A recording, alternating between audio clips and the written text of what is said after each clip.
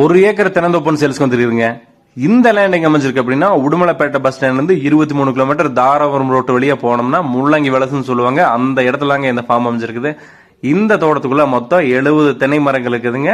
இந்த லேண்டோட சேஃப் அப்படின்னு பார்த்தோம்னா உங்களுக்கு வந்து தென்வடல் காடு மொத்தம் 3 தென்னை மரம் வரிசை வருங்க. உங்களுக்கு மண்ணோட வகைன்னு வந்து உங்களுக்கு செம்மண்ணு களிமண்ணு கலந்த மாதிரி வரும். வருஷத்துல 10 மாசம் வந்து அமராவதி பாசனம் இருக்குதுங்க. நமக்கு வந்து இதுக்கு வந்து உங்களுக்கு 1.5 வண்டி காய் வரைக்கும் ஈல்டு வருங்க. இந்த தோப்புக்குள்ள வந்துட்டு வழின்னு வந்து பார்த்தோம்னா தார் ரோட்ல இருந்து ஒரு 200 மீட்டர் பொது தடம் வழியா வந்தோம்னா நம்ம அக்னிமூலை சேர்ந்த மாதிரி தடம் போட்டு உள்ள வைக்கலாம். கன்னிமூலையில போட வேண்டாம். ஸோ இதுக்கு இந்த காட்டோட தெக்கால வந்து நமக்கு தனி ஒரு கூட்டு கிணறு வேற வந்துடும் நமக்கு. உங்களுக்கு அது அந்த சைடு பெட்டில் இருக்குது. அங்கிருந்து வந்து நம்ம தண்ணியும் கூட எடுத்துக்கலாங்க.